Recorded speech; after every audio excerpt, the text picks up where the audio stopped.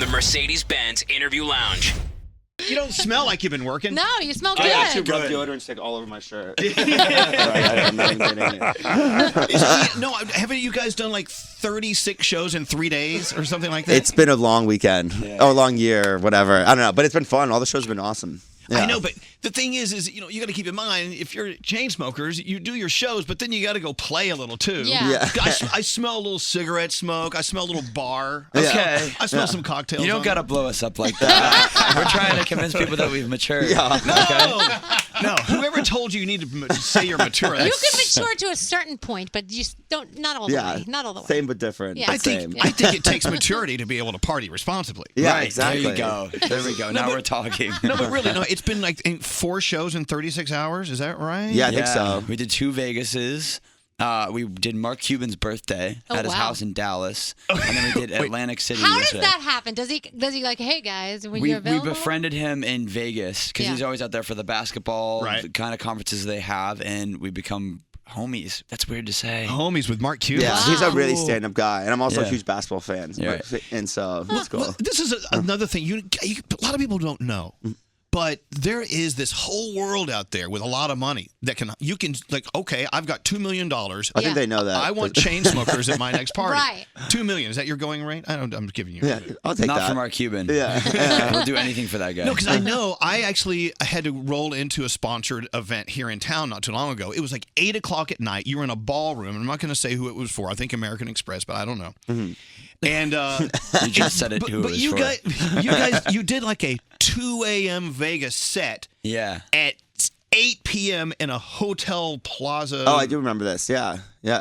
And so, I think the moral of the story is we play a lot of weird stuff, and you never know like what the party's going to be like. And we've learned over the course of the 6 years we've doing this that you walk into these rooms and it's just going to be bizarre sometimes. Well, I didn't think it was a good night. No, it was a good night in the end, but that's the thing is you have to trick yourself. Because when you start, they're not always going to be like festivals or amazing, club situations. Sometimes they're like do you feel it out awkward for the different situation? Like, okay, we need a little, a little less energy for this one. Well, I always laugh because he, sings when it's just the DJ set. He will sing, go out and sing, and then I just kind of hang back. And I'm like, I don't know who has it more awkward at first because I just kind of hang back, and chill. I gotta say, when we do these small, awkward private shows, Alex comes through with the best mic game. The stuff that he says on the mic, I don't know where he thinks of it. It's just weird. So do you have a whole other career waiting for you, like MC? Yeah. Seriously. Okay, so have you ever done?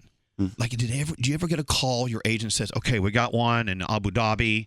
They're going to pay you buttloads of money," and you show up. It's like one person. Oh wait, I've heard of this. Was it Ryan Tedder who told us this story?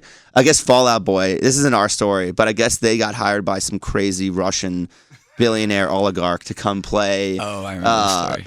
In Russia somewhere, and it was right after a show. It happened. They were like, "I know you just got off stage. Got this offer, but to leave right now." Yeah. And they were like, "This is how much it is," and everyone was like, "Yeah, let's go do it." I guess they showed up to a stadium, and it's just a guy and his girlfriend having dinner in the middle of the stadium, and they're like, "Just play Thanks for the Memories," over and over and over again. So for an hour, they just played the same song, and then they got paid for that. and they got paid, and then they were like, "That's it, all right, That's enough. that's Thank enough," you. and that was it. And there was so. How do you have money to do that? That'd be awesome. Oh, that'd be amazing. I want Chainsmokers to show up and just stand there. Yeah. Just do Closer 1,000 times. No. I just want you to stand there, and I'll be the old man in the dark watching you. Oh my God. And every once in a while, you'll look out in the dark, you'll see a cigarette glow and then go away. Anyway, that is creepy as F. Oh man. Anyway, we got to talk about music. I know Side Effects, by the way. Okay, I'm going to ask a stupid question. Tell me about Emily Warren. So she's one of our closest friends. We've done the first day that we met. We wrote "Don't Let Me Down" together. Right. And she's sung on a couple of other of our records and become our best friend. We've written a ton of records with her. And it's just great when we get to do one with her. We realized that she had to sing this song because we don't get to hang out enough. And if we do a song together, then we'll have to go perform it together, and we'll get scheduled time to hang out. You're forcing friendship. Yeah, exactly. It sounds so good, but I like what you're doing. Yeah. Look, there's in the world of music, we're going to put an album out, or we're going to put a bunch of songs out. Yeah. You're kind of doing a bunch of songs and at the end of the day, it's going to be an album, right? Yeah, it's the best of both worlds. Yeah. So you'll have this collection of songs done by the end of this year, I'm assuming. Well, we could just go forever theoretically. Yeah, let's just keep going. And make it like a No one's ever 600 done song album. But yeah, I'll probably wrap it up like at the end of the year around some time. I think like a nice 10, 12 is a nice number. Right. But we, I'm working on a ton of other music as well at the same, obviously still. But I think it like allows people to focus on the song at the time, and the song's like very reflective of just like how we're feeling right now. You know what I mean? Like, Right. I think the biggest challenge with the last album was like writing songs and then waiting like 6 months, 7 months for it to release it. Or Do 8 months. you disagree with some of your own music? Like, I don't like It that. just doesn't. anymore. Yeah, That's not me. yeah. Well, okay, explain to everyone listening why it's important for Chainsmokers or anyone to consider releasing music this way rather than, other than what you just said, which is very valid, rather than a body of work. It comes out at once. And also in addition to the fact that moods change, you're putting out music that makes you feel like today. Yeah, Totally. Is there any other advantage to putting music out like that? Yeah, I mean, it's okay to put out a body of work like an album, but like your friends are gonna expect music like a month after. You know, even if you give them 20 songs, like 2 months later, they're gonna want something else, Right. and you're gonna want to keep putting stuff out. So, I don't know. I think we have that more broken down album release strategy where you put out a single once every month or so. Right. Now, wait, if I pre-order it, can I pre-order it? And then will I all of a sudden wake up in the morning and there's like a little present in my inbox? I think you can. that's how it works. Yeah. To be Yeah. honest, I don't know. Yeah. I like that. That's a good idea, though. Some albums have done that. Yeah, Every that's once in a like while. Panic at the Disco that just Then we just happened. we Yeah. just Yeah. charge you forever. Yeah. Exactly. Wait, stop. I'm done with I this. don't need any more. It's like, would you like one chocolate every week or all the chocolates right now? Oh. Yeah. See, now it depends on the day. Depends on Yeah. if I'm smoking pot or not. Yeah. Hey, so she doesn't For me, smoke. it's if I'm PMSing or not. It's a totally different thing here. Both for me. So here it is. Here it is. Festival season.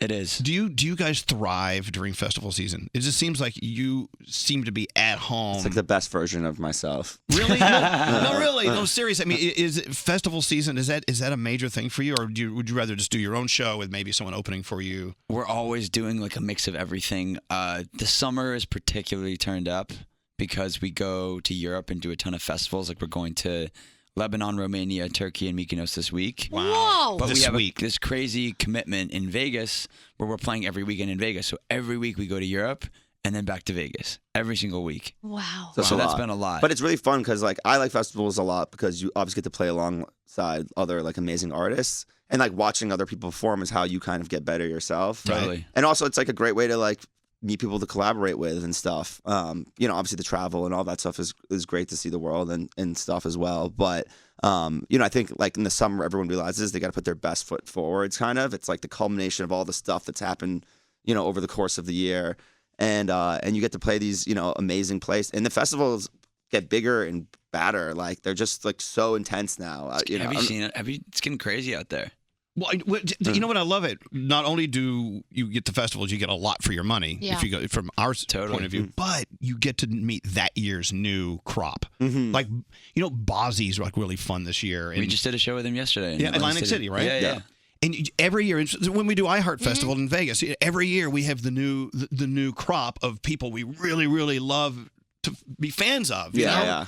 And so not only you're performing, but you have a chance to sit beside the stage and watch them perform and go, Drew, maybe we should talk to them about. Yeah, does that ever happen? Do you ever approach and say, "Hey, we really like you. It's Would you like like to work with us?" It's almost like the best place to like not force, because like sending emails to managers and DMs and stuff, like there's so much noise. It's hard. A lot of Yeah. stuff just falls wayside. But like if you bump into someone and you're like, yo, we should really do, like we've been trying to get, we have gotten in touch with Juice WRLD and we have been in touch, but With we never, who? Juice WRLD, but we never Oh, like hung out with him. And then at Mark Cuban's birthday, he was there. And it was like, finally, like all the people that work around us, like we could, be direct. And, I know, but being Chainsmokers at this point, they're probably chasing you down. No offense. Yeah. I would think they would be. Really? Yeah. Unfortunately, I mean, maybe. we're still See that guy over there? He keeps them away from you. We're still cold calling people. Really? Oh yeah. But This is have you weird. ever turned anybody down? Like they wanted to work It with you goes and you're both just ways. like, yeah, It not go- our vibe. No, it goes both ways. I mean, there's just a time and a place. Everyone has their own schedule and, Totally. and stuff going on. So you Yeah. can't have to be just respectful of like, we all have like an agenda to pull off. Of so, course we do. Yeah. Yeah. But you know what? I just love pure and simple, Chainsmokers. Ever since Closer came out, I know you guys were doing a lot of stuff before then, but that's like when you started singing, right? Closer. But that's when, for us in this business, you guys went from 0 to 1,000 like overnight for us anyway. And ever since then, everything you come out with is so unique, so fresh. So a guy like me who's 50,000 friggin' years old, I still get excited about music because of what you do, and I thank you for that. Yeah, you know? Well, that means a lot, really, especially since you guys have to play music all day. Oh, the same song over and friggin' over and over. Hopefully, it's ours. Yeah. It should be. Hey, where's intern Megan? Let's talk about Closer. Closer, it was 2 years ago. Closer came out, right? Intern Megan, come here. So when you were was it college? Intern Megan, say hello to Drew and Alex. Hi. Hi. Nice to meet you. They're known as Chainsmokers. Maybe you've heard them. Isn't it weird that you're interning on a show and they're here? This is outrageous. Is this cool? This is so much fun. Okay, tell them about Closer in particular. 2 years ago, right? Yeah. So my freshman year of high school, we kind of deemed Closer the Diffmo song at What's college. Diffmo mean? Wait, what's Dance Diffmo? floor makeout song. Yeah, making out. Yes. Oh. Yes. So did you- I have a Diffmo? Yeah, That's Diffmo. a thing? Oh yeah. Dance Okay. floor makeout. Yes. Okay. Diffmo. I'll never forget it. Now, can you tell us, without getting into graphic detail, Megan, intern Megan, did you have heavy Diffmo too Closer in the day? I'm not gonna lie. Yes. Yeah. I'm not ashamed of it either, though. It was great.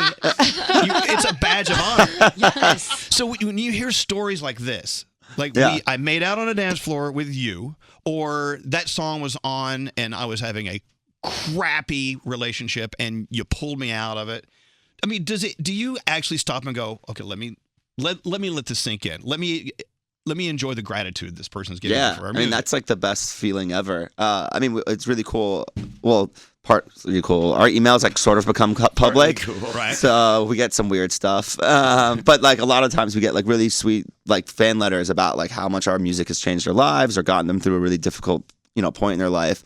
And like that sort of thing, you kind of falls wayside sometimes. You kind of forget about it because it's like everything's moving so fast, and it's like to hear like that personal connection, like the story of you making out on a dance floor, like to our song, like that. Like you don't get to hear those all the time. You get to see like the crowds and everything, but to hear like the actual stories of how like a song meant so much to someone is like pretty awesome. And I think that's like something that we keep in mind a lot when we're writing the songs. But then when it's out and when it's gone, you don't always get to hear those stories. So that's really awesome. Well, and I hope the makeouts were good. Yeah. High school girl, by the way. If you could squelch your excitement a little bit. Yeah. So Danielle and I, we've been doing this show for 22 years. Yeah. And so we've been interviewing musicians, artists, since day one. And we actually see them come and go. And a lot of them stay, and they're all great. We love each individual story. Would you say more artists come back than don't come back? Well, no. You should figure out a percentage of the return rate. Some of them we don't invite back. There's like after the first time, you're like, there's a 25% chance we'll see you again. Yeah, based exactly. on It's statistics. It's like a weather forecast. Yeah. But you kind of hit the nail on the head a second ago when you were saying, we're so busy, we're running, to and from here and there, catching airplanes. You got every once in a while. I hope you stop down and go, okay, wait. These are individuals who are really into what we're doing and what we're writing, who we're collaborating with, rather than a stadium full of people that you can't see because it's so bright. We have bad eyesight too, so I can see we have bad eyesight, both of us. Yeah, you so do. I can see like the first 3 rows, and It's a then I blur. just imagine everybody else is having a good time. Well, okay, in answer to your last question, how many come versus go? And I'm not talking about visiting us. I'm talking about careers that stay. Sure. It's a one Slim in pick- it's a 1 in 15 or 20 shot with Damn. the people we interview. And you Totally. guys are here. You're going to go strong for a long time. That's awesome. Because you're great at what you do, and you're nice thank you. guys. And Thanks. Yeah, I mean, we're very lucky to be back here. I remember, what is this, our third time now? Yeah. Yeah, crazy. I don't know. I lose count. Each new day is a clean slate for me. Yeah. I don't remember. What are me. your names again? What's in the bag? What is this? We got your gifts. We heard you got engaged. I did. Look at that. That's nice. Amazing. So hold on. Okay, I'll let you open it. Okay, so I'm so anxious. I This can't wait one. to see. I hope it's another song. They're dropping another song. okay, so this one's for. Oh wow. Okay, they gotta do the whole thing. You want to do it? This one's for. Well, yeah. What is it? That one's for your partner. This for Alex. Yes, that one's for Alex. There's something about that let's see, Alex. let's see. Alex gets nice gifts. That was the other way around. It says, Mr. Right. Oh. That was, So you you know messed what it this up. Nice. You know what this one says then? Okay. That one's for you. Am I stupid because I don't know what it says? I do. It's Mr. Always Right. That one's for Alex. That's excellent. I was like, you did it backwards. Love that. Thank you, guys. We'll be drinking out of these in just a few minutes. Yeah. That's awesome. Congratulations. Well, thank you. How did the proposal go down? Was it an exciting one? It was Friday the 13th at our house out in Santa Fe. We had a good luck party on Friday the 13th. Yeah. And Alex stands up in front of the crowd. We had like 30 people and chefs and crap. It was a beautiful night. He says, there's a bad luck thing you don't do. You don't open the umbrella in the house because it's apparently bad luck. And he looked like he was really nervous. I said, dude, don't open it if you're that nervous. And he opened the umbrella and it said, Elvis, will you marry me? Oh. I know, but Killed it. I don't know. Yeah, I don't know. I haven't said yes yet. no, I'm just kidding. No. I've definitely said yes. Yeah. He just doesn't know if he wants to have a wedding or if he wants to elope or destination. He can't figure it That's out. tough. I don't know. Yeah. But that beside the point. Yeah. Can't give you any advice on that, by the way. No, and nor should you. You guys, I mean, good God, and you have so much going on in your life. I mean, a personal life, a romantic life can't be something you want to like. Well, we're dating each other now. It's Good, just you Yeah. should. It's better off that way. It's probably. way easier. He works too much, though. Oh, dude, stay out of the press with your personal life. What is it with you? Yeah. Jeez. What's it with you guys? No, not I your did- business. No. Let me tell you, whatever. Sometimes when stories come out, I'm not going to say which ones. I'm over here going like, nah. Yeah, there Yeah. are certain people that were like, no, let's just not cover No, that. no. We like them Thank too you. much. We'll move on. Yeah. But anyway, what are you doing next? Where do we see Chainsmokers next?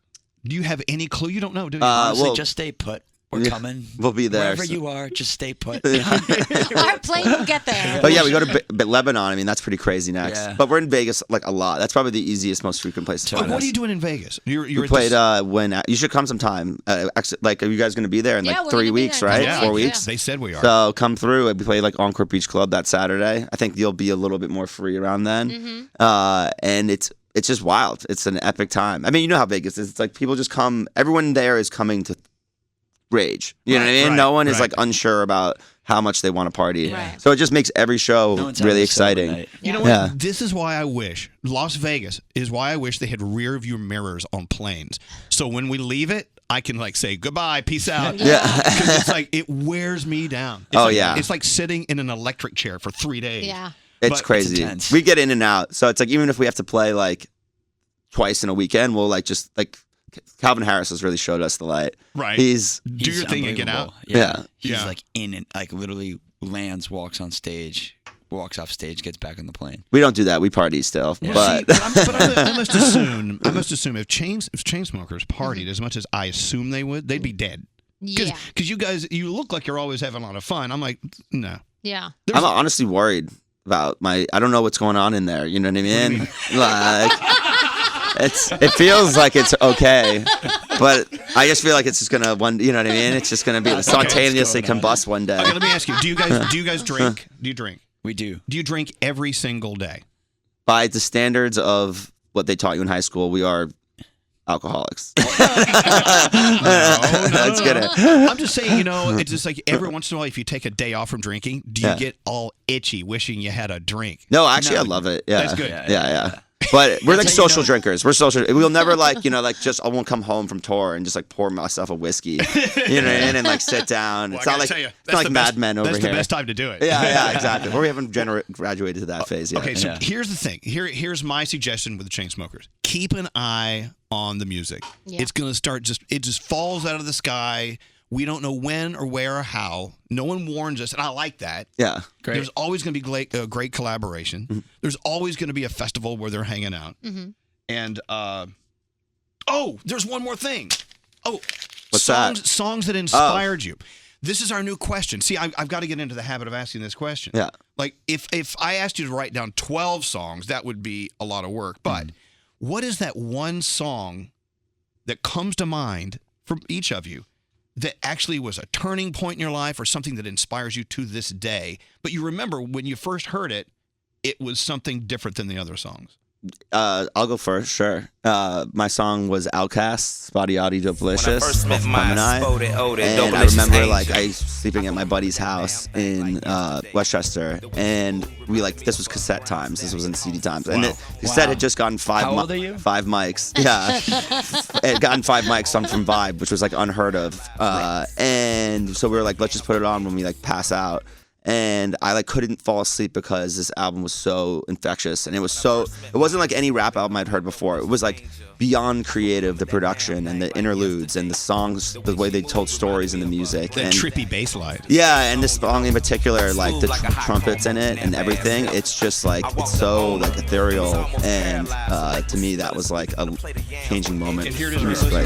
Eyes beaming like 4 carats. Yeah, that's the thing about Outkast. No one has really come out to sound like that since then. Childish Gambino is like the closest thing in my opinion to Great what point. something Outkast has done. Linkin Park. Yeah, One Step Closer, Linkin Park, Hybrid Theory. This song changed everything. Everything you say to me and I'm about to break. I need a little room to breathe. 'Cause I'm one step closer to the edge. I'm about to break. Yeah, you guys know it. Yeah, you of course. You guys are glad I picked that one, right? Yeah. Okay. Yeah, that song. So not a lot of people don't know. This song made me go full emo. I was goth. I was like 10 years old actually when this came out. Yeah. Which is crazy how long it's been, because that album still sounds amazing. I used to paint my nails black. I shaved all of the hair off my head except for right here, In the front. and I just put them up as 2 horns. Oh, gee. Do you have pictures? I do. There are some out there, but it's so funny because I was like 10 years old. I was They literally- exist. I know, but even at 10, you just knew there was something about this music. You Yeah. probably couldn't put your finger on it at 100%, but it Totally. I still listen to Hybrid Theory like back to front, like once a month. It's that album is one of the greatest like rock albums, I guess, or metal albums, or whatever subgenre of one of those two things it is of all Right. time. It just stands up. It still sounds huge. I'll never forget the day that Chester sat in this chair Yeah. right next to me, where you are, and he taught me how to do that. he taught me how to scream. and That was a great day. What Yep. a sweetheart of a He guy. was such a nice guy. Yeah. The music, Really a shame. the music. Thank God we've got the music. You know. Yeah. Well, so how did that change your life? How did this song change your life when it was out? I think I totally went into that lifestyle, and then I went into every other metal band, and obviously I looked like I listened to that music. Right. But I honestly, I think that stuff is still like recurrent in the music that we make now.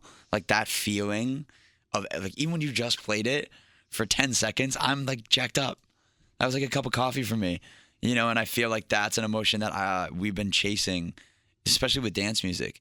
It's like since then, like dance music like is that euphoric and huge and uplifting, and I think that's like something we always keep in mind when we're working on at least the production side, Right. the music side of our music. Because it all sounds so good. Yeah.